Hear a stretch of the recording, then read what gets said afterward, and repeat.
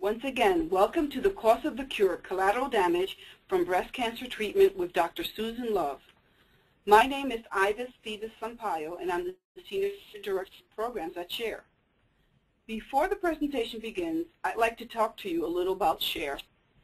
SHARE is a 37-year-old non-for-profit organization that helps people through breast or ovarian cancer, offering the unique support of survivors who've been there.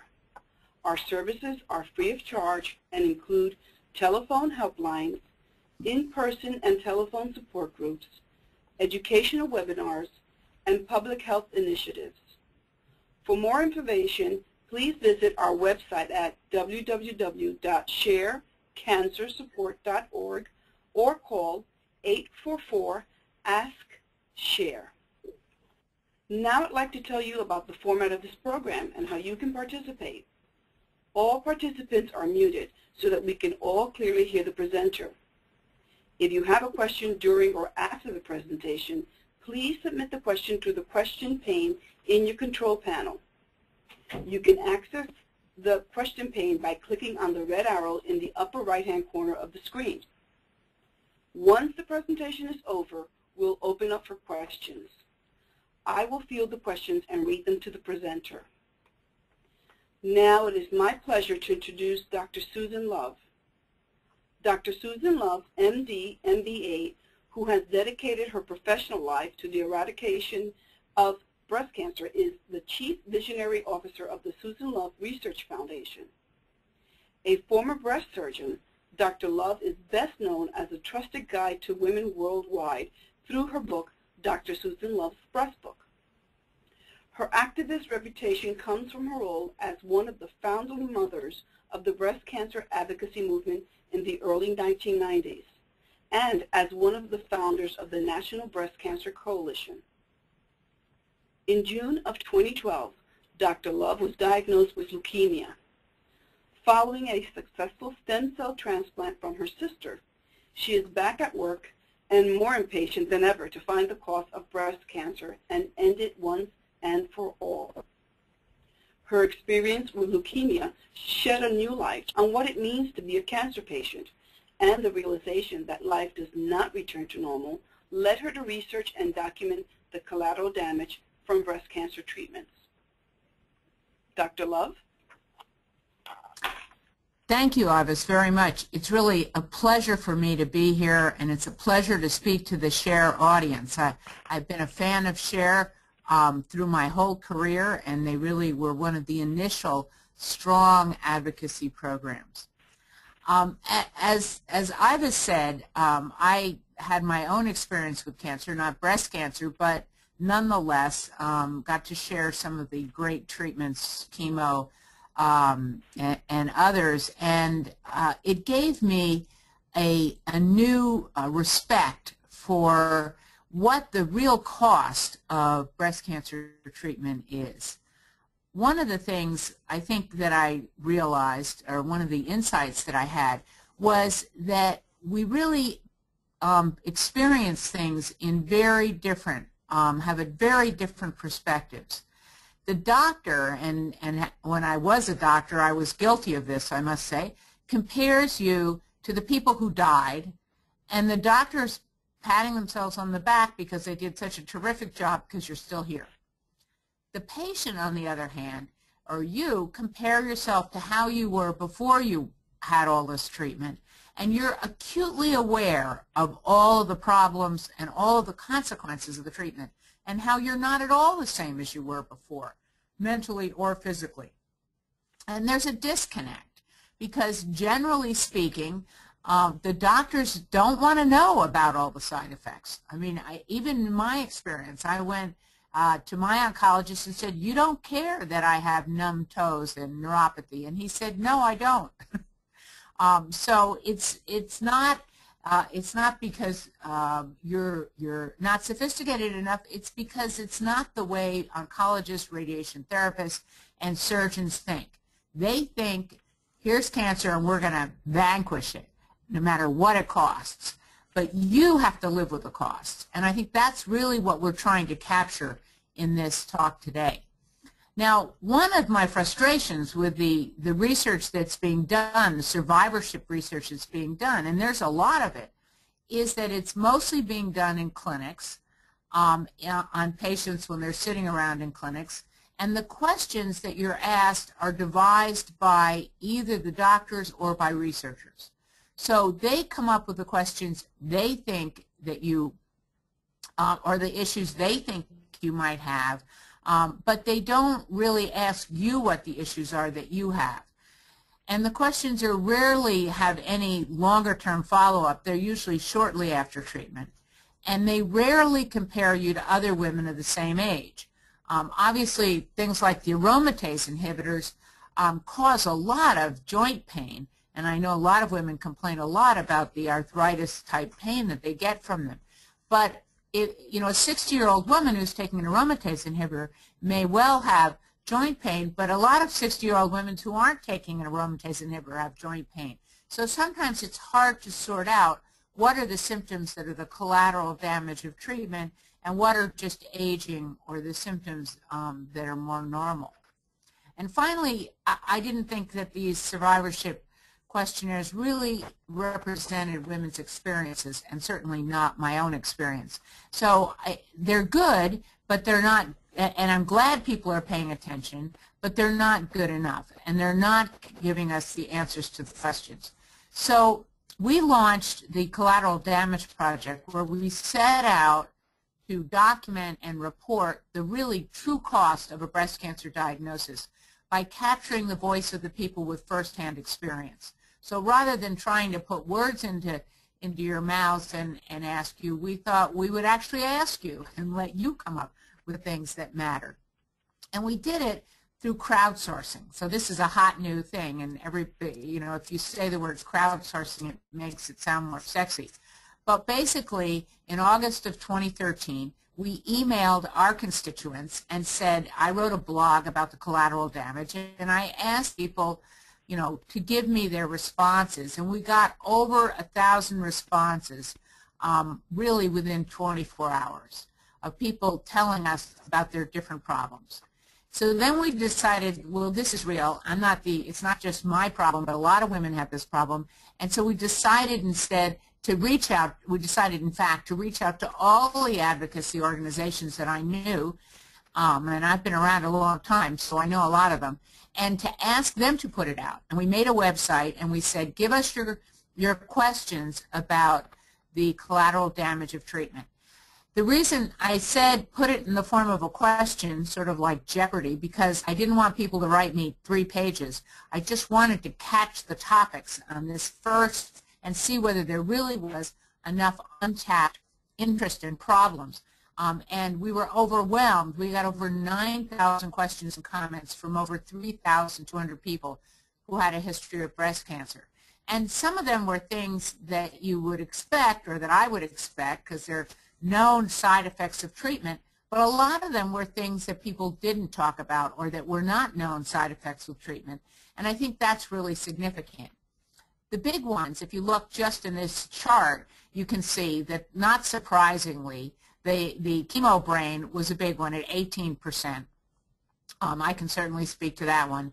And fatigue is a big one. I think the fatigue depends on where you are after treatment, but nonetheless, it's something that people consistently complained about, as they did anxiety and depression. Sexual problems were big, particularly among all ages, but particularly among younger women. Numbness and feelings of pain and numbness in your toes and your fingers, and feelings of neuropathy. Lymphedema was about 8%. This is probably going down a little as we do more sentinel nodes and less big axillary dissections like we did in the old days, but still significant. Pain or joint pain is about 5%, other is 5%, hair loss, and then weight change is about 2%. So it was good because we didn't get any, we showed that the known complications we were able to capture, but we really did capture a lot of other things as well. One of the things we found were that participants in general didn't anticipate, they didn't really recognize the temporary or the permanent side effects of treatment. you know, they said, how come I wasn't told, or how come nobody told me? And as a physician, I can say that probably some of the things they were told, but they just don't remember. And if that's the case, then that may mean that we need to give the information at more than one time. That maybe telling you have breast cancer and then telling you about the treatments and their complications all in one sitting is too overwhelming and you can't hear half of it, and that's probably not the best way to really prepare people to undergo breast cancer treatment.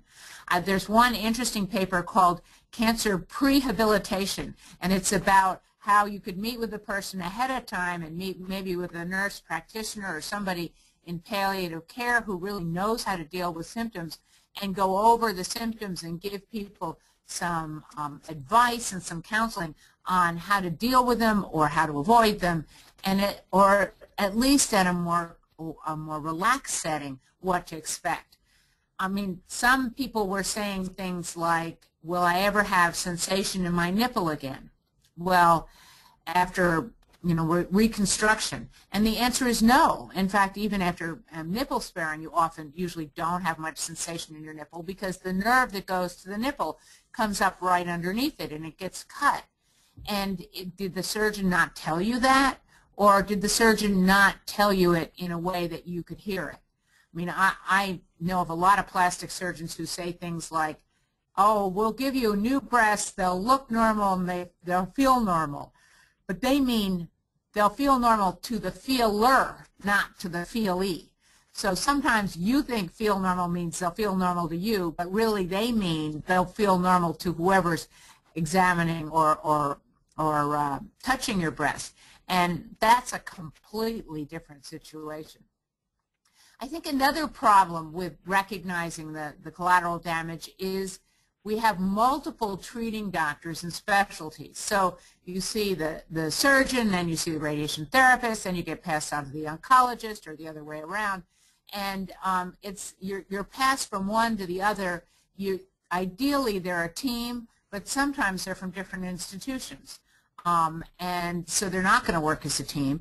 And there's often a lack of communication as they pass you on, hand you off from one doctor, one specialty to another, and information about side effects and toxicities, while they are often given at times when you're anxious and least able to hear them. So the doctor may say, well, I told them that was going to happen, but that doesn't mean you were able to hear that was going to happen. And then finally, the side effects and toxicities are spoken about in sort of general terms without any context about how they could or will affect the quality of your life.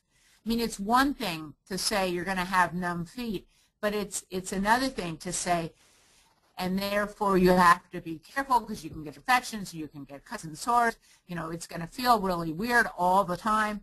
I think or chemo brain, you know, sounds sort of nebulous, but if it really is, you're not going to be able to remember what you're doing today. You're going to lose really your ability to multitask. At least that's what happened to me. And the other things that puts it more in context. But just giving people a laundry list of potential side effects and toxicities is sort of like those commercials on TV for Viagra. I mean, they mumble them and they say them as fast as they can.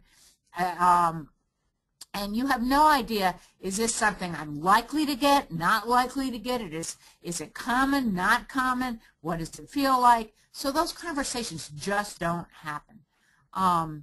Now, the common consequences, I'm going to review some of the common consequences that of local treatment and surgery and radiation that both came up and that have been reported, believe it or not, in the medical literature. So these are all known things, not surprising things. One is, this is now surgery, obviously pain immediately after surgery, but actually some people can have persistent pain long after surgery in either a particular spot or in the whole area of the surgery. After a mastectomy, it's often because a sensory nerve, got caught up in the stitch. And sometimes you can, in fact, Laura Esserman, who's a surgeon at UCSF, has written a paper about how you can inject that one spot with Novocaine and eliminate the pain. But more often than not, if you complain about pain after your mastectomy or after your breast surgery, the doctor will just poo-poo it as, well, of course, you had surgery. Numbness, when you do a mastectomy, what you do is you make an incision and then you tunnel up under the skin, up to the collarbone, down to the ribs, and then you peel the breast off the chest wall, off the ribs. And so all the sensory nerves come up, all the nerves that give you sensation to the skin come through the breast, and you cut them all as the surgeon.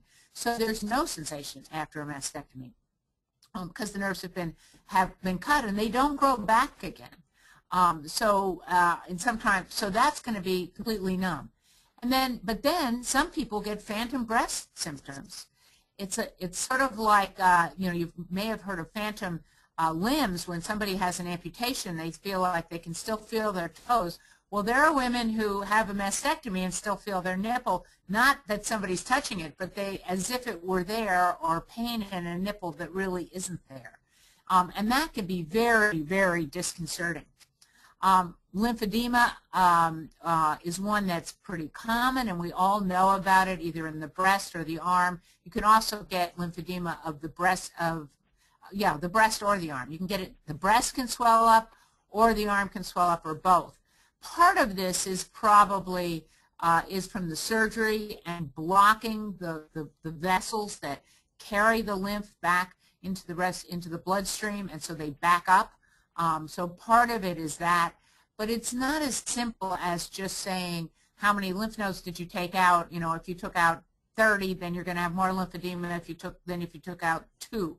Well, it turns out that's not really the case. It's not related to how much surgery, and it's why we're still seeing some lymphedema even after sentinel node biopsies.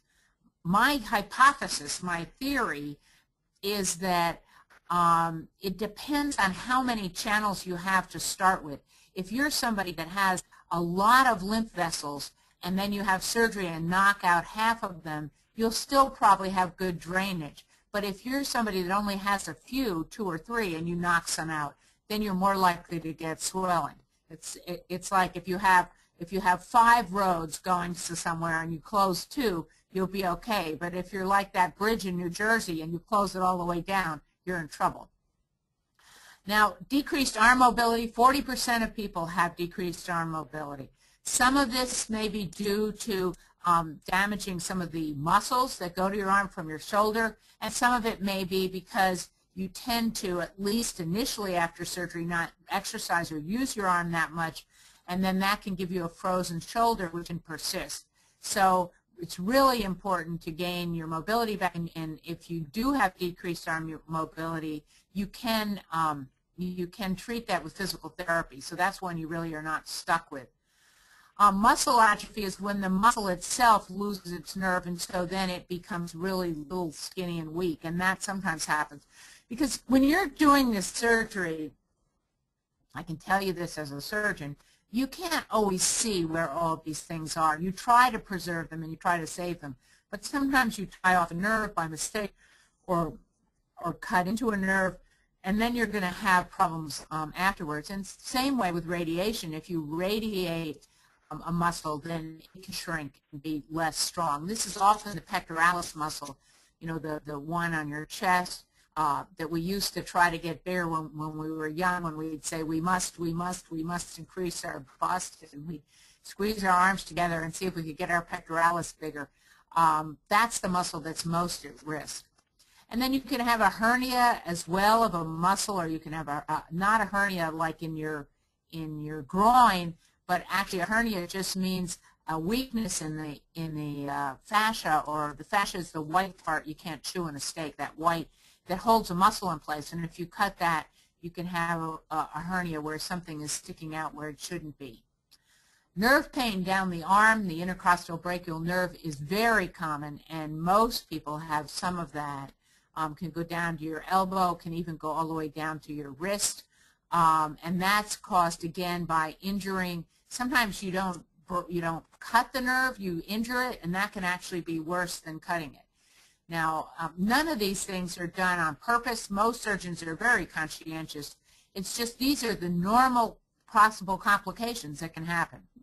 then of course you can have a poor cosmetic result where the breast doesn't look like you thought it was going to look, or doesn't look as well as you'd like it to look, and that's always a risk. People go into the surgery with a fantasy that they're going to be just as good as normal. Either they'll have a breast that'll match the other one perfectly, or they'll have a perfect new set.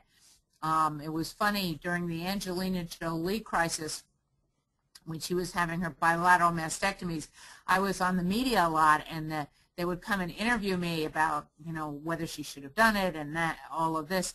But what the people who were most distressed were the cameramen, who were all men in their 50s and 60s, and they were so distressed that poor Angelina Jolie's breasts weren't going to be the way they were before. And they said to me, "How are they going to look?" And I said, "Just like every other woman in Hollywood." But the results are often not what you anticipated, and it's important for people. I'm assuming most of my audience are people who have had breast cancer, but for people who haven't had it yet, or to counsel your friends and family, is that they should really ask to see pictures from the plastic surgeon or the surgeon of result and what they look like, so that they're prepared for the fact that what the doctor thinks is a great cosmetic result may not be what you think is a great cosmetic result. A winged scapula, the scapula, is the flap, the bone, like your wings in the back attached to your arms, and there is a nerve that goes to the scapula that's at risk when you do any operation in the armpit. And if you cut that nerve, then your wing bone doesn't lay flat on your back, but wings out. That's why it's called a winged scapula. This could be temporary if the nerve is just injured, or it can be permanent. If you've had an implant or a flap, you can have loss of the implant or flap. That is that the skin in front of it dies off and it has to be removed. And then there's skin discoloration. That certainly radiation can cause discoloration of the skin.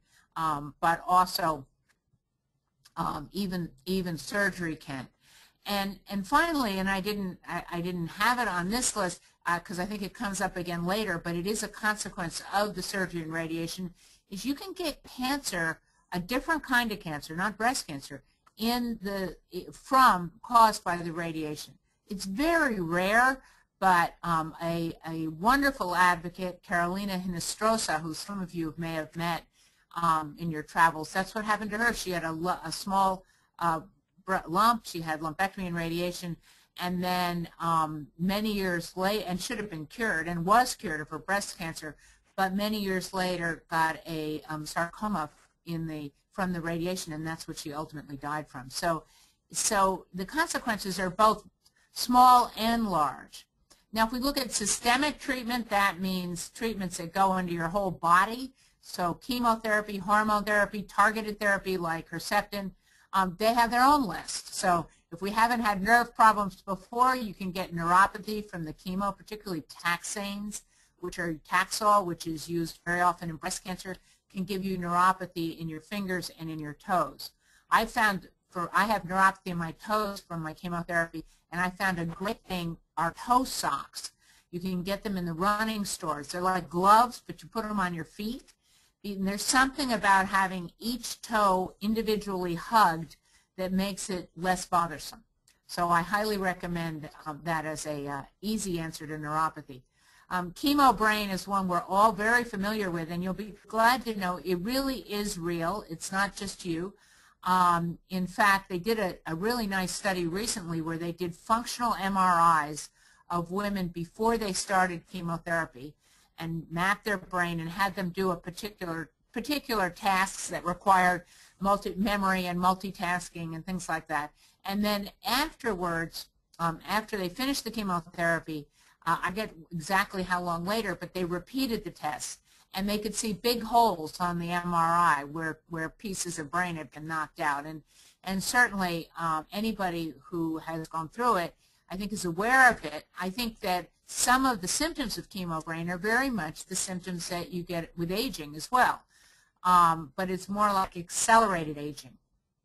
It's not like Alzheimer's. I mean, with Alzheimer's, with chemo brain, you can't remember where you put your keys, but with Alzheimer's you can't remember what keys they're for and what you used them for. So it's not Alzheimer's, but to me it seems more, and I heard a talk recently suggesting that it was more accelerated aging. It's as if you fast forwarded and aged 5 years without doing anything. Fatigue we mentioned before is a common problem, anxiety and depression. And then of course there's all the menopausal symptoms. And these are almost universal because the young women who get breast cancer, if they get chemotherapy, are often thrown into menopause, even if they don't have hormonally positive tumors, and are then dealing with the consequences thereof of loss of libido, vaginal dryness. You can see on in the second column, hot flashes, joint pain, and then the older women, very often the chemo, even if you've already passed menopause, you end up going on drugs like tamoxifen or aromatase inhibitors and get hot flashes yet again, as well as worse problems with vaginal dryness and libido than you had just from a natural menopause. Because our ovaries are still functioning after menopause normally, and when we try to shut them down, either poison them with chemotherapy or shut them down with drugs, there are definitely consequences. The nausea and vomiting is usually an acute side effect of chemotherapy that gets better afterwards, but and I missed on my list taste. Loss of taste is a very common, or a metal taste in your mouth is another very common thing from chemotherapy, and that can last for several years before it starts getting better, if ever. Leaky nose is something that we came up in our Collateral Damage Project as being from Herceptin, and it's not something that I had ever heard of, but then I asked my friend of mine who was an oncologist, and she said, oh yeah, I hear about that all the time. So yet another piece of collateral damage, which can be awkward if you're always having to wipe your nose and are trying to conduct a meeting or business. You can get a rash from these things, and then we've got the whole list of hot flashes, joint pain, vaginal dryness, loss of libido, and loss of fertility. And see, fatigue, this shows my chemo brain that fatigue shows up twice on this list because I didn't notice I'd already put it on once. These menopausal things, there are things you can do for them. The hot flashes, you can do, there are drugs you can take. Most of them are antidepressants, and they have, because they function on the brain, they actually can affect the hot flashes as well. Gabapentin is another drug that's been used for hot flashes, and other things like exercise, yoga, any kind of meditation. All of those can help somewhat with some of these symptoms, particularly things like hot flashes. The joint pain, arthritis and acupuncture are being looked at to see whether they can help with the joint pain, but I haven't seen any data to suggest anything that's magical for that. Vaginal dryness, you can use local topical agents. E-string, which is a ring that you can put into your vagina, sort of like a diaphragm. I knew I'd come up with a word, and gives out a low amount of estrogen over a long period of time. Is pretty safe, and most doctors are comfortable with letting women who have breast cancer, even hormone-positive cancer, use that if vaginal dryness is a real problem. Libido there's not a magical cure for that one. Maybe a new partner, but I really didn't say that.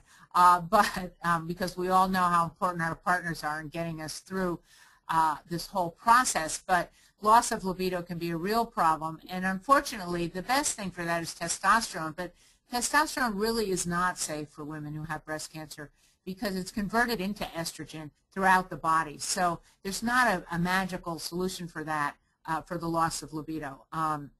Maybe you need matching bathtubs looking out into the sunset like that Cialis commercial to get your libido back. I don't know. Loss of fertility is a major issue, and there are things you can do not to get it back again, but to maybe preserve your ability to reproduce if you're a young person with breast cancer. That's a much longer conversation, but they do have techniques now for freezing eggs and embryos, and so there is growing attention to the problem of loss of fertility. So a lot of things, a lot of consequences, short and long, from this. And then then there's the general ones. I just saw a paper yesterday that about a third of women who are diagnosed with breast cancer lose their job. They're not able to, either because they can't go to work or because they were fired from work.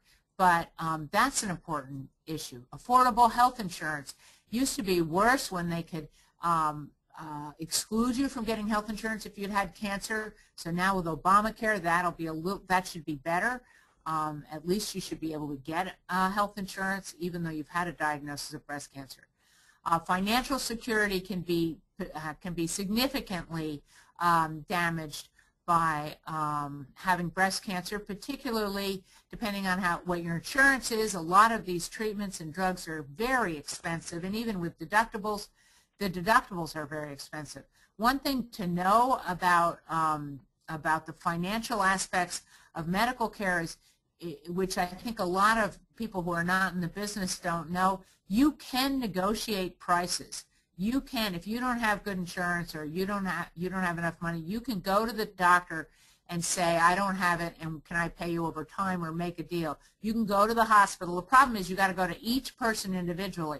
The pathologist, separate from the anesthesiologist, separate from the surgeon, separate from the oncologist, but they will all negotiate if you take the time to do it. They don't make it easy because it's not their first choice, but they usually will because they're setting their prices. You know, they have a retail price and a sale price. If you have insurance, you pay the sale price. But if you don't have insurance, you pay the retail price. So you get penalized, and just the people who don't have insurance because they don't have enough money then get penalized by getting charged the higher rates. And you really have to go doctor to doctor, but you can at least get it down. There often are relationship problems where a relationship that may not have been so, cancer does amazing things to relationships in both directions. It can make you closer or more distant, that's can be an ongoing problem.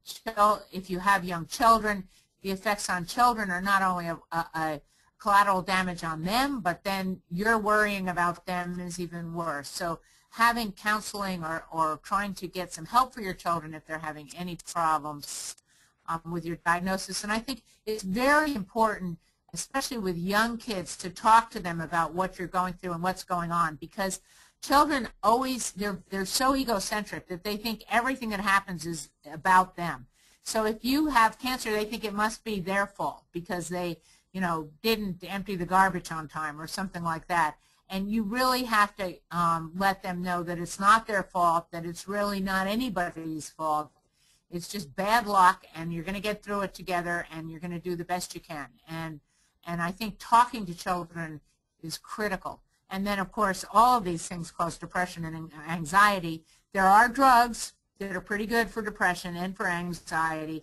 And so if you find that you're feeling not just the normal little bit of depression, but really it's getting you down, you need to either ask your doctor or get a referral so that you can get appropriate treatment, because you don't have to stay depressed just because you had cancer. Now, then there's the long-term consequences of treatment, and again, we're so happy when we make it 5 years or 10 years that we sometimes overlook the fact that there are long-term consequences to these treatments. For example, breast cancer chemotherapy in a small number of people, about 2 out of 1,000, 2 out of 10,000 will get leukemia caused by the chemotherapy they got for their breast cancer. That's in fact what happened to Robin Roberts. She had breast cancer, she got chemotherapy for breast cancer, and then she got leukemia caused by the chemotherapy for the breast cancer. Uterine cancer can be caused by tamoxifen, and they often monitor your uterus for that. Lung cancer can be caused by radiation therapy, especially in the old days. I had an aunt who had a radical mastectomy back before I was even a doctor, and had radiation after that. This is before we were doing chemotherapy. And she ultimately died of a lung cancer caused by the radiation. And those were the days when they just aimed the radiation at you and went, and just, you know, fried everything, your heart, your lungs. Now they very carefully plan it and aim it so it's not quite as dangerous as it was. But if you have a propensity for lung cancer, or if you've had radiation in the past, you can have a higher risk of lung cancer. Sarcomas, as I said, can be also caused by radiation. Again, rare. I have never seen one in my practice. Carolina Hernestrosa is the only one I've actually heard of, although I had read about it. So it's not common, but even rare things happen, and so it's important to know about them and be aware. Heart failure can be caused by adriamycin, and it's why they monitor your heart for that, one of the chemotherapy drugs. Bone health you can have from the aromatase inhibitors. You can get fractures and osteoporosis, and then when they give you a bisphosphonate like Zoladex to prevent the osteoporosis, that can give you necrosis of the jaw. So I mean, there's no winning. You know, once you go down this path, one thing leads to another practically. Reproductive health, infertility we talked about. Cataracts can be caused by tamoxifen, and the arthralgias, pain in your joints. 57% of people on the aromatase inhibitors have arthralgias. And this is a chart that shows actually, I don't know if you can see my arrow, but this is over here is all patients who are taking aromatase inhibitors, and you see the red are the people who stopped taking it over the years. Blue is the people who are taking it sometimes but not all the time, and yellow are the good people who are still taking it. And now tamoxifen only, you know, pretty good. But here's the aromatase inhibitors over here to the far right of your screen, AI only, and you can see how many people. Look at the yellow. Starting out, 60% are taking them at year 1. By year 2, it's only 48%. By year 3, it's only 44%. By year 4, it's 38%. So a lot of people stop taking them because of the side effects. And I think these are underestimated by doctors who just say, oh, you know, you might get a little joint pain and don't worry about it, because they don't really pay enough attention to it. These are the collaborating partners for our project, all the different groups that worked with us on it. The 3 main ones were Coleman and the Young Survival Coalition, but all of these groups, including, you can see Cher over here, participated, got the word out, and helped us collect the data. Here's the website for the Collateral Damage Project, and that those of you that did it, we asked for some major complaints, and then we had boxes where you could fill in. Here are some of the comments. Why do I feel like I'm out of sync with the rest of the world? Will I ever stop worrying about recurrence? Is it normal to have anxiety before mammograms? Absolutely, it's normal, and for any scans. Will motivation to do anything ever be as it was before? Is it normal to suffer from depression after prolonged use of tamoxifen? We heard over and over again was people who just couldn't figure out whether what they were experiencing was what they were supposed to experience or not. You see again in the next one, I'm constantly tired regardless of the number of hours of sleep. Is this common? Will my stamina come back? Will I have energy? And here's somebody who's 8 years out. Will I ever get my energy back? The answer is probably not. What did Taxetol do to my hair? Will it ever come back? You know, all different topics. Why can't I remember the songs I played on the piano? How can I make my brain work again? How common is it to forget titles of books and movies? What this tells me is not, because most of these things are things that we just talked about that are known complications of all these treatments, and yet the people that answered our survey didn't know if they were normal having them. That means that nobody told them, or that they didn't tell them at a time or in a way that they could really grasp it. And obviously, they haven't been told how they can fix it. One of the things that helps a lot with the energy and even the depression is exercise. exercise is probably the best treatment, because it not only does it give you more energy, does it increase your mood by increasing endorphins, but also it decreases the chance of having a recurrence. It's been shown to decrease recurrence by up to 30%. So, and it doesn't have to be running a marathon. You can, if you exercise the equivalent, and it could be walking vigorously up to 3 hours a week, the equivalent of that, you know, that will have the effect. And so I highly recommend exercise as a way to deal with a lot of these symptoms. Here's some more of our symptoms: the toenails and fingernails that always change. Here's the teeth. That's probably the jaw necrosis. Is gum recession common? Will the neuropathy ever go away? Yes in some people, no in others. Will cold laser treatments help me, my ever-increasing numbness? There's not really anything that will help the numbness. The pain from neuropathy sometimes can be dealt with antidepressants like Cymbalta, or gabapentin is an anti-seizure drug that I found was helpful. There are some drugs that have been useful for the pain, but the numbness is not going to come back. Will the feeling ever come back? No. In her upper arm, no. That's a nerve that got cut during surgery, and it's not going to come back. Is the numbness and continuing pain at the breast attachment sites normal after mastectomy? Unfortunately, it is normal, and it's another one that you really don't know about ahead of time. Will I feel sexual stimulations from my nipple? No. That's one you've given up when the nerves got cut. How do I tell my soulmate I have no sexual drive anymore? You blame it on the doctors. Will sex ever be comfortable again? That's where something like E-string, something that will actually, and lubricants like Astroglide. I always liked Astroglide because it sounds so sexy. You put it by your bedside, and even if you aren't getting sex, it sounds like you are. Is it normal to experience extreme vaginal dryness? Yes. But there are things you can do. Is insomnia related? Yes. Will I ever be comfortable to sleep on my stomach again? Probably not. So a lot of these questions, they're in the form of a question, but really, is it normal to have, it's not unusual to suffer some hearing loss. All of these are things that are known. So now what are we going to do with all this? It's all well and good to get a list of complaints, but that's not going to solve the problem. And I think there are two problems. One is there needs to be more research on these side effects and consequences and collateral damage as to how to prevent them and then how to treat them. In terms of treating them, I have good news, which is they are starting to pay attention. ASCO, the American Society of Clinical Oncology, now has a very strong program in survivorship, and there is more and more research going on looking at how to treat them. But that's after the fact, and it's not always by the oncologist. It's often by people who do palliative care, and sometimes the oncologists don't even think to refer you to somebody else that knows how to deal with it.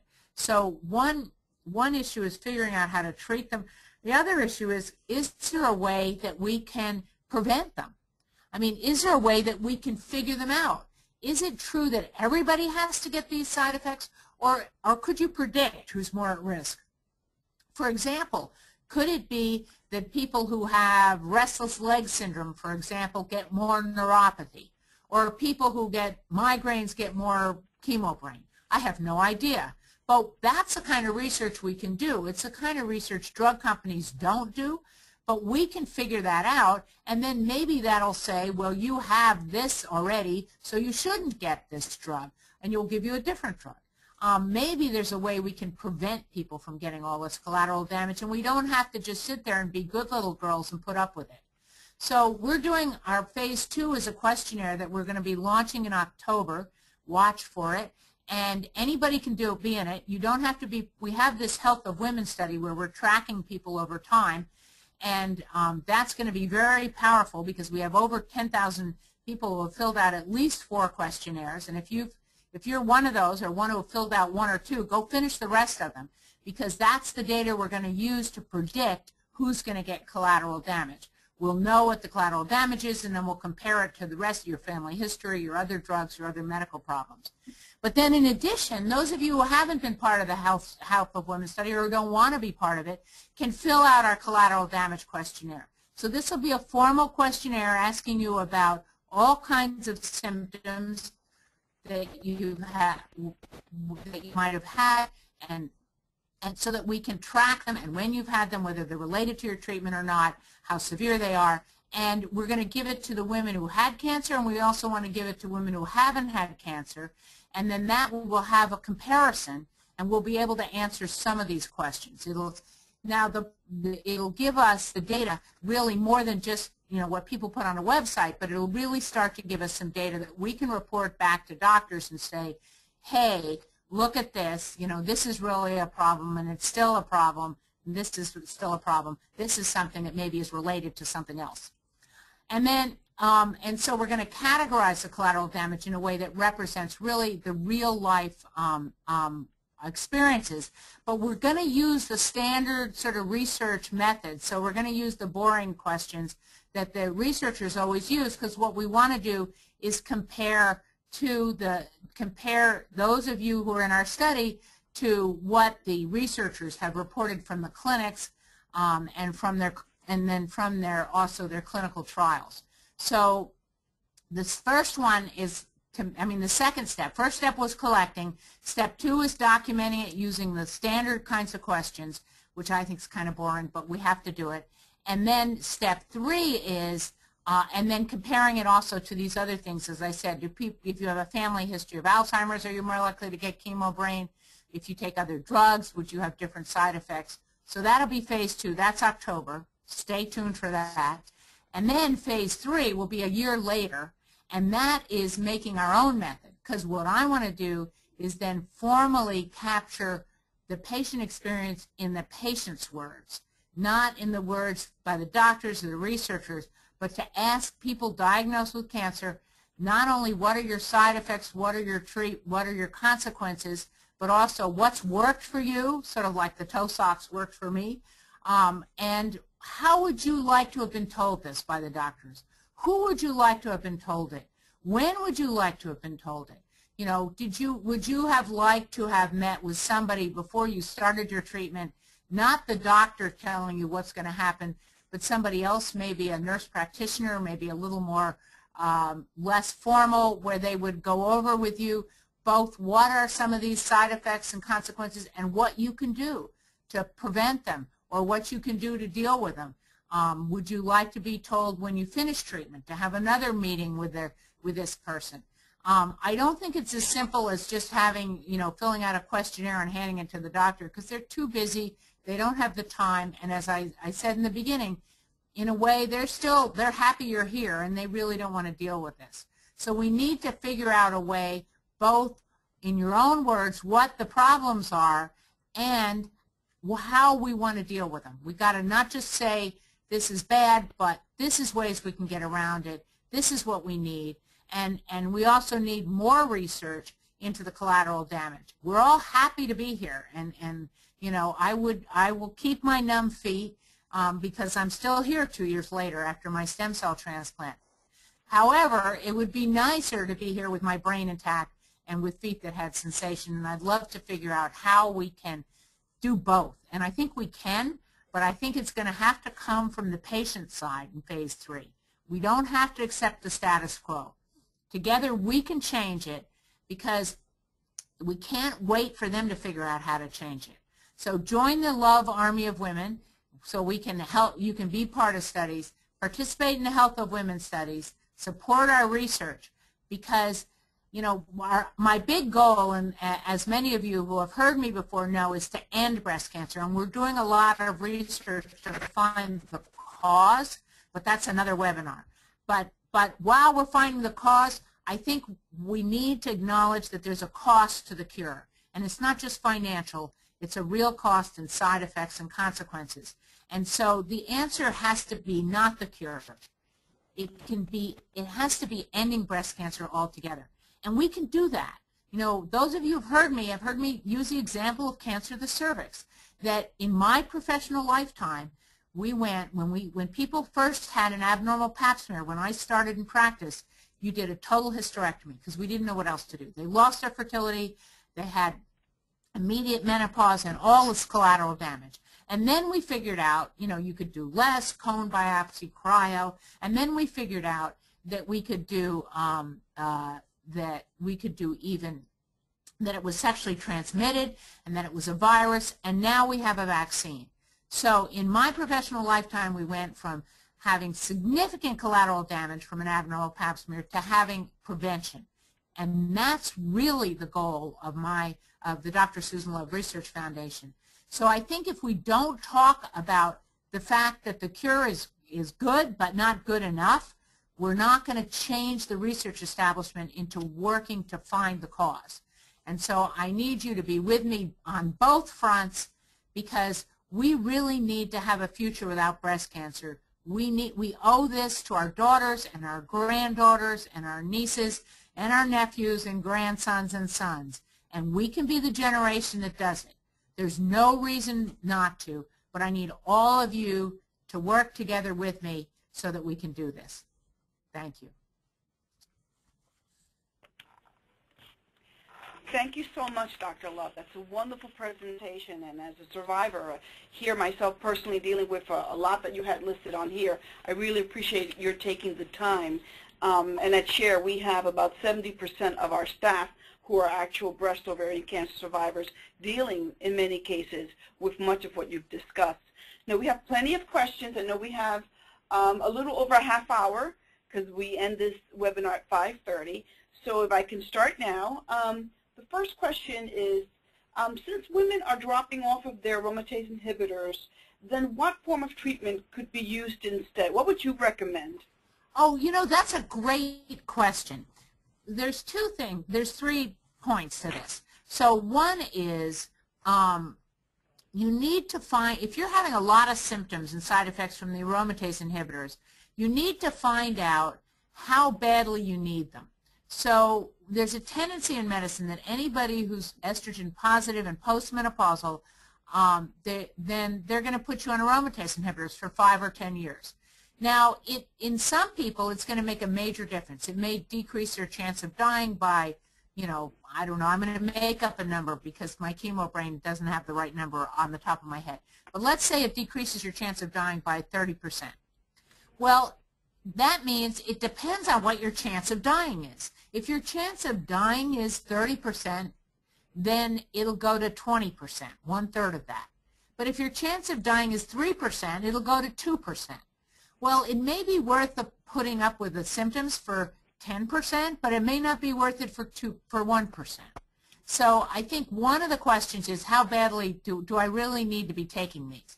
The second question then is, okay, if you decide that yes, you do, is what are the alternatives? And there are at least 3 flavors of aromatase inhibitors, and people have different reactions to different ones. So if one is giving you a hard time, ask if you can switch to another one, and try out all 3 for a period of time and see if there's one that you may tolerate better. And then the third is tamoxifen. Tamoxifen actually is a great drug. It has a whole different set of side effects than aromatase inhibitors. It's generic, it's cheaper, and oftentimes in postmenopausal women, it can be not, I mean, it can have a lot of side effects in the younger women, but in the older women, it sometimes is better tolerated. And it also decreases the risk of recurrence. I mean, the difference between tamoxifen and the aromatase inhibitor is very small. The problem was that tamoxifen went off patent and the aromatase inhibitors are still on patent. So the drug companies that are pushing the aromatase inhibitors. But tamoxifen is still an option. So you have an option of not taking anything depending on how you tolerate the risk of recurrence. You have an option of switching your aromatase inhibitor, and you have an option of switching to tamoxifen. And then finally, there are studies that exercise and a variety of types, and acupuncture may well be helpful with some of the joint problems. Thank you so much for that answer. Another question is, can muscle atrophy occur off-site due to inactivity or chemo? Not due to chemo, but it can occur from lack of activity. So that if you were stuck at bed rest for a long time, certainly your muscles will start to atrophy. And so it's more inactivity. And then what happens is, let's say you've got pain in your shoulder from the axillary surgery, and so you start favoring your your other arm and you don't use the arm that where the surgery was very often, then those muscles are going to get weaker just from not using them. So, but chemotherapy will not usually cause muscle atrophy. Okay, thank you. Another question is, does reconstruction cause lymphedema or add to it? Interesting question. It probably depends on the kind of reconstruction and where they're mucking around. So the lymph nodes, the lymph vessels come up your arm to your armpit and then come from your breast to your armpit. And if they were taking a flap from the back, or if they were coming way around to re-sew a blood vessel in for a flap kind of reconstruction, that might well, you might muck with the lymphatic vessels and get some lymphedema that way. I think it's probably less likely with an implant, but it really is all a matter, with surgery, it's all a matter of anatomy. So if your lymphatics are in a little bit of an off place where people don't expect to find them, that's another time when they could get either they're damaged with the surgery or the scarring from the surgery closes them off. They're not very strong lymphatics. They're pretty flimsy. So they're easily damaged. But the interesting thing about lymphedema that I think I forgot to say is they actually did a study that weightlifting improves lymphedema. So we used to say, don't do any exercising, don't get your blood taken, and don't do the blood pressure. That's all. The blood pressure and the blood taken is bullshit. Excuse me. I mean, it doesn't have to do, that's never been shown to prevent lymphedema. So that was just made up by a bunch of surgeons sitting around one day saying, oh, I once had somebody who had their blood pressure taken and then their arm swelled up. So I tell all my patients never to have their blood pressure taken on that arm. But actually, there's no data that shows that having your blood pressure taken or having blood drawn from that arm makes a difference.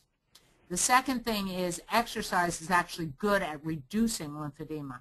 So exercise is the answer to all life's problems. Sounds like a plan. Another person asked a question, if you know of any specific side effects for women who are treated for triple negative cancers? The treatment, the side effects and the collateral damage are usually not related as to the type of cancer as much as to the treatment. So since the treatment for triple negative is chemo, that the chemo side effects, the chemo brain, the problem with your blood counts, the problem losing your hair, chemo is poison. And it poisons healthy things as well as cancer cells. It mostly poisons cells that are dividing, so that's why your hair falls out, because those cells are dividing, and that's why your blood counts get low, because those cells are dividing. But all the side effects of chemo are going to be collateral damage for the people with triple negative. It's just that this is one where I don't know if you could say it's better to be triple negative. Probably it's never better to be triple negative. However, the other guys, the hormone people, have on top of chemo often hormones, and the HER2 people have on top of chemo Herceptin. So they may have slightly better results, but they also have more collateral damage. Okay. Another one questions, will having chemo brain put you at greater risk of getting dementia or Alzheimer's? There's no data to support that. It seems to be a different kind of brain problem. So as I said, chemo brain is you can't remember where your keys are, and Alzheimer's is you can't remember what you use keys for. It's a different kind of dementia. And I have not seen any data to suggest that you get more Alzheimer's if you have chemo brain, but I'm not sure that it's been studied. I mean, it's only really very recently that they're even acknowledging that chemo brain exists. They thought it was all in our heads, which it was. Or maybe it's not, it's the absence of it in our heads that's the problem. I agree. Another person is asking a question about her GI system. She says that it's very sensitive and very hard to keep in control. vacillates between constipation and diarrhea. If you have any ideas on how to control this? Good question. You know, one of the in things these days is our microbiome, which is the fact that 4 pounds of us is bacteria and viruses, and they live, you know, we're really just a planet to carry all them around. But they live in our gut and our mouth, and actually we're doing some research in our breasts, they live there too. But it may well be that your microbiome got really thrown off by either chemo or maybe antibiotics that they gave you when you know, because they were worried you're getting an infection with the chemo. And so sometimes really trying to work on the diet and eat mostly fresh food and vegetables, that'll help you get bugs back, so to speak, the good bugs. You might even try probiotics. You know, they're doing some new research, and I'm not suggesting you do this, but they actually are looking in some people about doing fecal transplants. So they're doing it more, and people are having what I had, where you have a stem cell transplant. You get all new, because they wipe out they put you on all these antibiotics because you have no immune system, and then so what they're doing at I think is MD Anderson, taking a sample of your stool before you have your treatment, and then at the very end giving your stool back again, a little sample to get the bugs back. So the best thing is thinking about that, eating a lot of fruits and vegetables, high and fresh stuff, and maybe probiotics, and try to get your bugs back in order. That's probably the likeliest problem. Okay, thank you. Some questions are coming up with respect to of any complementary treatments that you know of for neuropathy or other side effects? Complementary treatments for neuropathy. I mean, complementary treatments are, I think that I'm not sure how much data there is, but some people swear by acupuncture. And so I would try that. I do find that exercise helps my neuropathy. I believe I have bad neuropathy in my leg, but if I run, it's better. So it's sort of go figure. But I think that particularly acupuncture is probably would probably be the best. And I do think that this is an area, the alternative, quote, complementary arena is very good at focusing on side effects and collateral damage and symptoms. And many people have found that some of these are relieved with alternative care docs who are much more interested in that than our standard. And it's not that I don't like oncologists. Don't get me wrong. And when I had cancer, when I had leukemia, I went right in and got slash burned and poisoned. Well, I didn't get slashed, but poisoned, just like with the best of you. So, but I think that it's just their focus is different. And I think that alternative, particularly acupuncture, but a lot of the other things too, can be very useful. Okay, thank you. One of the questions regarding the consequences of treatment is with respect to cardiovascular disease. Why are oncologists still treating the patients with chemotherapy treatments that cause this? Are there other options that are less toxic? There are different drugs, and there's sort of a battle around about whether adriamycin plus Herceptin together should still be used, or whether you should just use a taxane with, rather than adriamycin, Taxol, because adriamycin causes some heart damage, and Herceptin can also cause heart damage. And so, particularly in older people or people who have more of a, or already have some problems with heart, high blood pressure and cardiomyopathy, things like that, they certainly should be more cautious about using them. This is something too that I think is going to be, and then the doses are getting less as well. I mean, one of the things that happens is when they first test doses, they first test these drugs on mice, and then they sort of go from the mice and say, oh, well, you're, I don't know what, 20 times bigger, so we'll give you 20 times the dose we gave the mice, or something like that. I just made that up, so don't take that literally. But that's sort of how it's done. It's extrapolated from mice, and sometimes we start out with a much higher dose and is really the dose that's needed. And then slowly research, starts pulling back and doing less and trying a little bit less. And so that too should help with that. But there is some research I know going on at Cedars-Sinai. A friend of mine who's a cardiologist is doing research on looking at some of the heart problems from the chemotherapy. And I'm hoping, this is another one where we might be able to get a clue from the collateral damage projects from part 2 and 3 is maybe the people who have a history of, say, hypertension or have a history of heart disease in their family or have or things like that may be more susceptible. If we could figure out who's more susceptible to it, then we could avoid it in the people who are most likely at risk. I mean, unfortunately, a lot of these treatments are given initially one size fits all.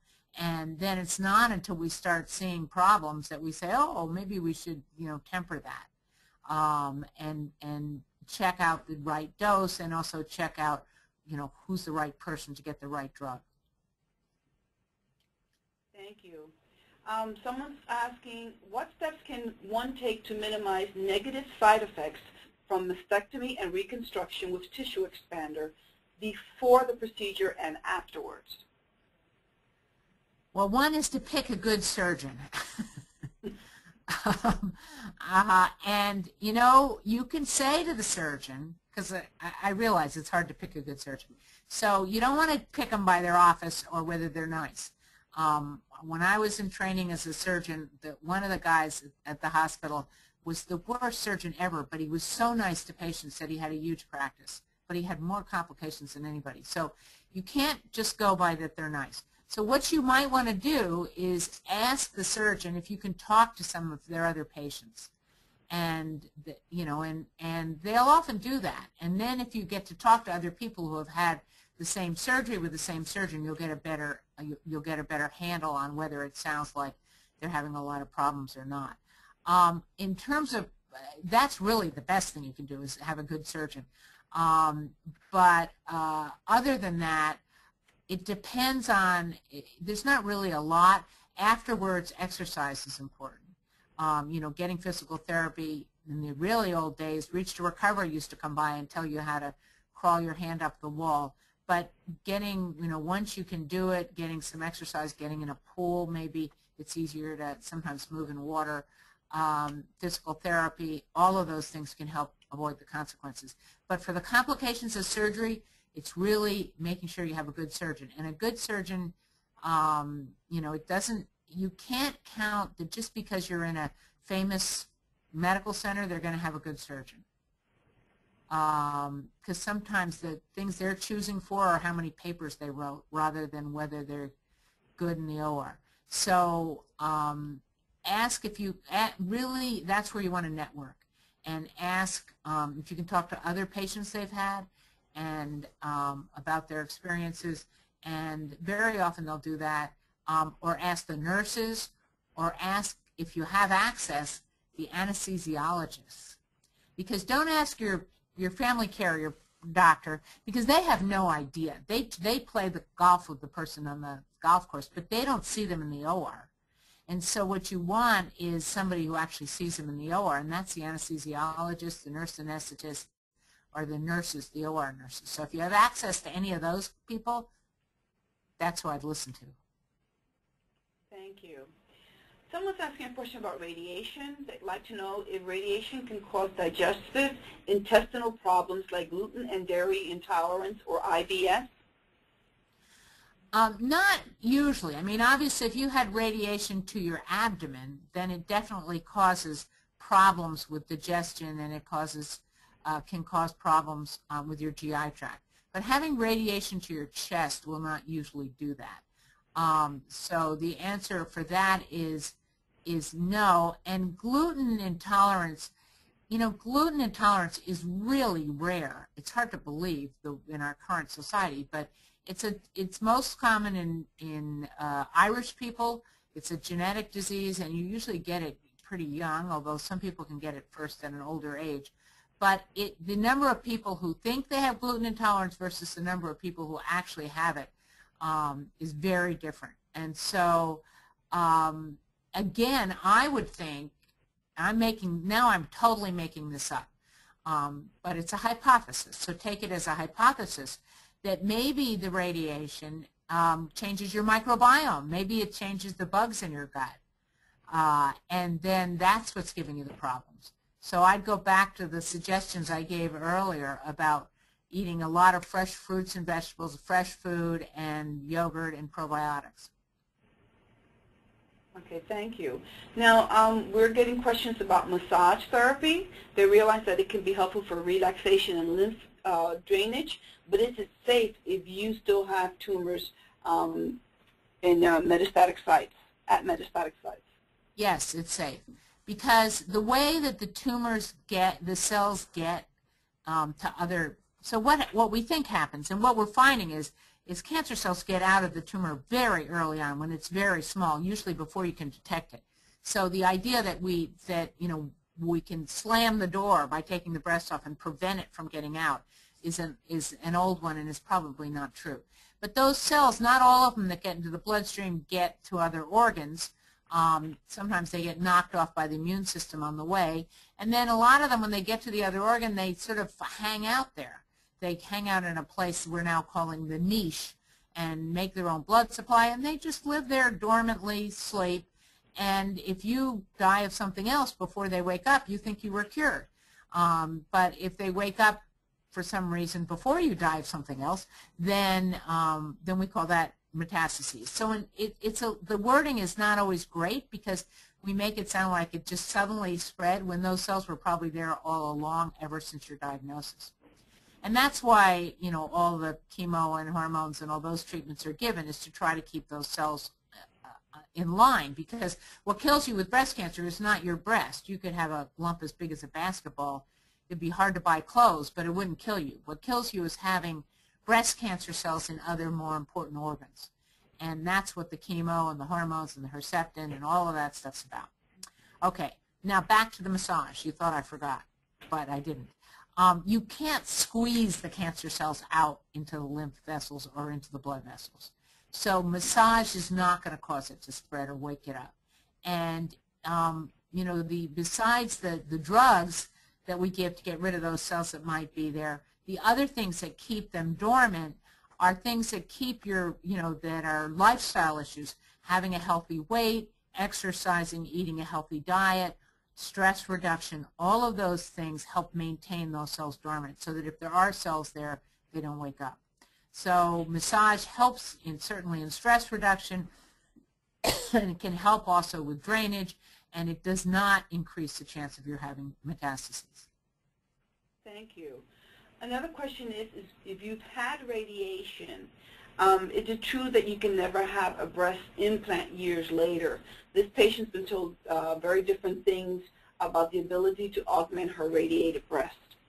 Yeah, it's not true. I mean, what's true is that radiation can injure the skin and the muscle, and so depending on how your body reacted to the radiation and how healthy looking your skin is and your muscle is, you can have an implant. There is an increased chance that you may lose, that your body might reject the implant, or that the skin, if you stretch it with an implant, might die off in certain spots, and that's why they generally would rather not do reconstruction with implants in people who've had radiation. But that doesn't mean it's not doable. It really depends on how your body responded to the radiation and the condition of the skin and the muscle. If it's in pretty good shape, then you can do it. The other thing, of course, you can always do is get some additional tissue, because now you're going to stretch irradiated skin, and they're worried that'll be dangerous. But sometimes these prescriptions, when they say we won't do this or you can't do that, it's because they don't want to do it, because they have a higher rate of complication. But they should really tell you that, yes, you can do it, and this is the rate of complication, and then you can decide whether it's worth it to you or not, rather than, no, you can never do it, because that's baloney. You can do it. And sometimes you can take a little flap from the back add a little skin or muscle there to give you better coverage. So there's lots of things you can do. So if you go to a plastic surgeon that tells you that kind of thing, you should get another opinion. Thank you. Someone else is asking, because I had chemotherapy, cardiomyopathy is always listed as a condition on my physical. What does this mean? She walks marathons and has low blood pressure and is in good health. It's crazy. So yes, radiation can injure the heart, and they're doing a lot of new techniques where you can lay on your stomach and they, and they aim it more precisely and all of this to reduce the chance of damaging the heart.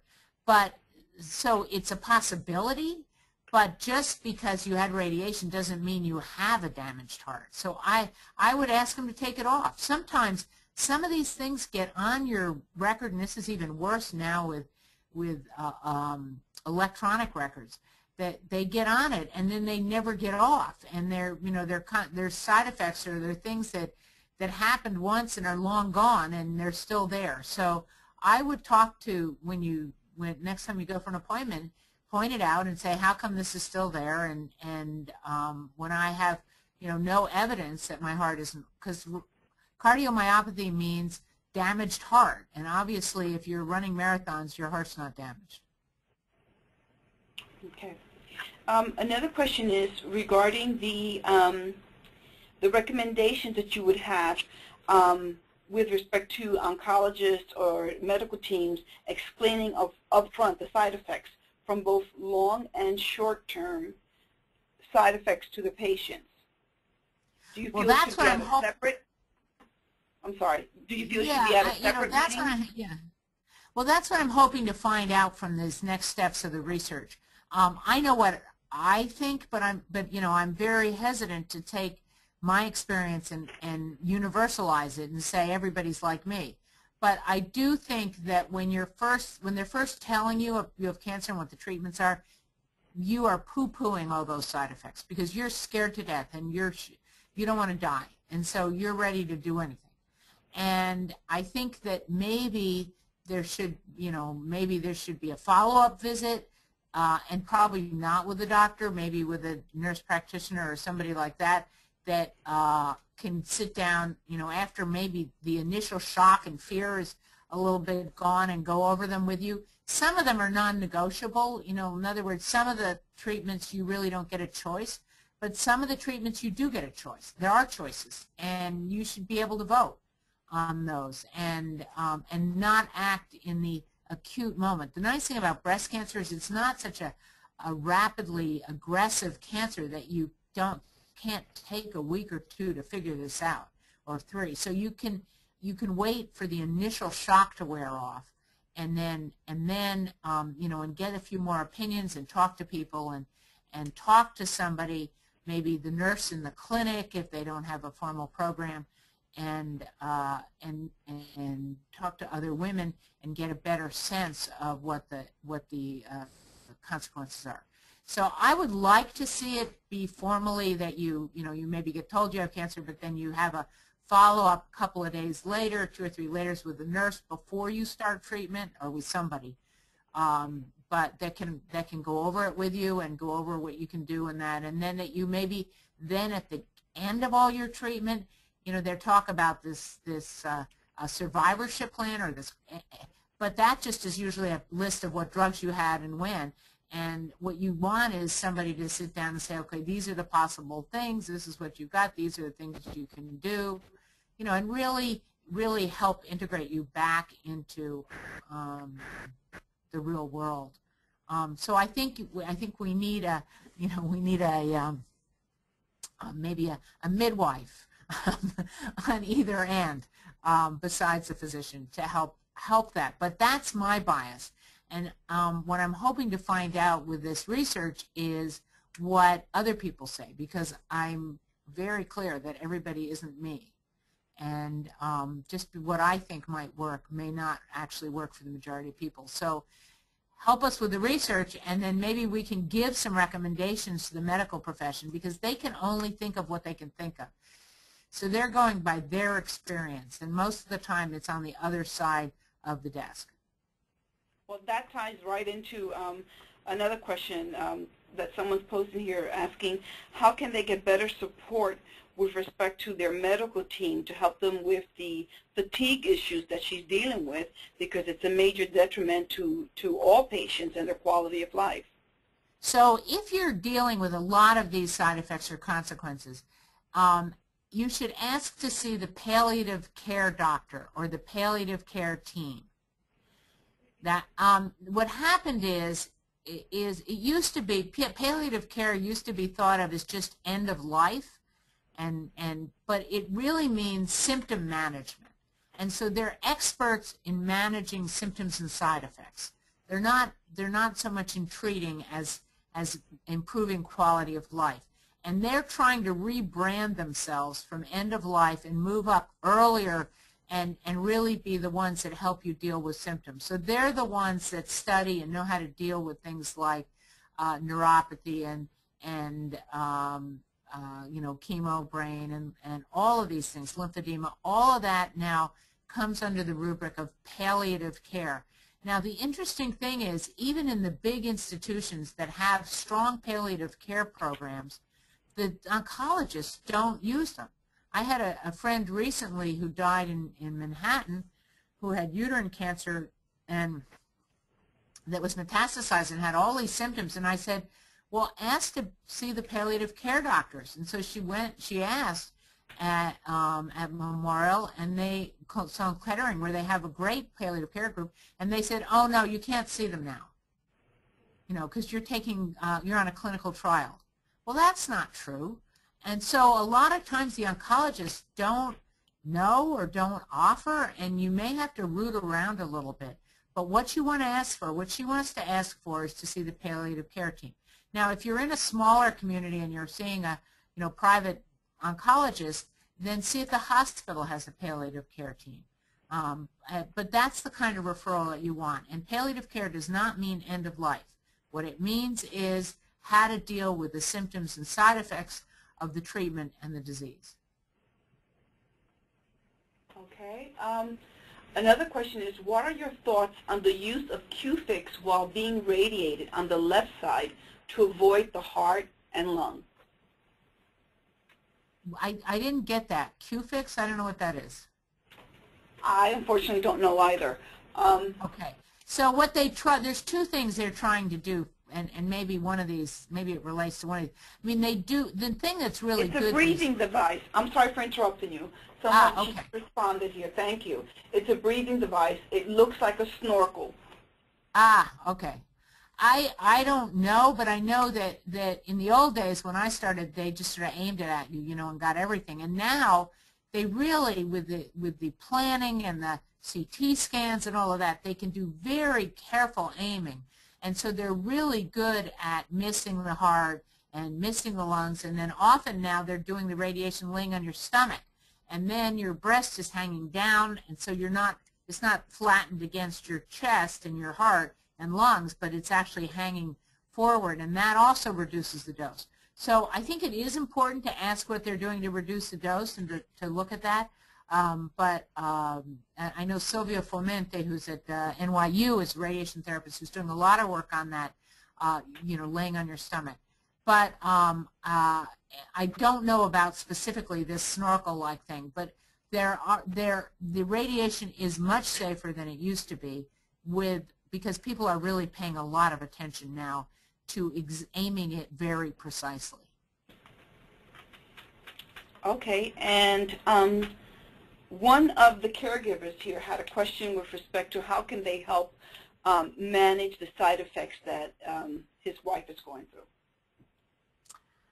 I mean, it's a good question, and I think the issue is, again, if you can ask the doctor, but you can also ask for a consult with palliative care and then go together, because the palliative care doctors are the ones that know how to do that, not the oncologists. Oncologists, you know, and I don't think oncologists are bad. I don't want anybody to get me wrong, but they're focused on killing cancer. You know, they're warriors. That's what they do, and that's true of the surgeons, the radiations, and and the medical oncologists, they're focused on killing the cancer, and success for them is if they killed the cancer and not you. Okay. But what we need in addition to that is somebody to help us deal with all these consequences, and that is now this new survivorship palliative care business, and it's really catching on, and particularly in New York, they have some really strong programs, but it is catching on around the country. Most academic centers will have a palliative care department. And sometimes even your medical oncologist may only think of them as end of life, but they're trying to rebrand themselves up front. So I would very much ask for a palliative care consult and to talk about the side effects and symptoms and what's possible and what can be done for them. Okay. And we didn't even talk about the collateral. We didn't even talk about the collateral damage to caregivers. That's a whole other issue that I think is important, and they need their own collateral. They need their own support in that, because that's a really hard job.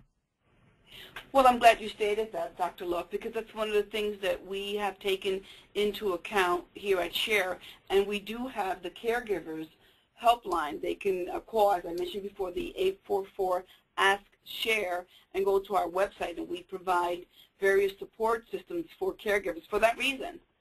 Yeah, I think we've really underestimate that, and certainly after my own experience, I realized how I had a great support team of my daughter, my wife, my siblings, but I don't know how I would never have been able to get through it without everybody. No, it's true. I know.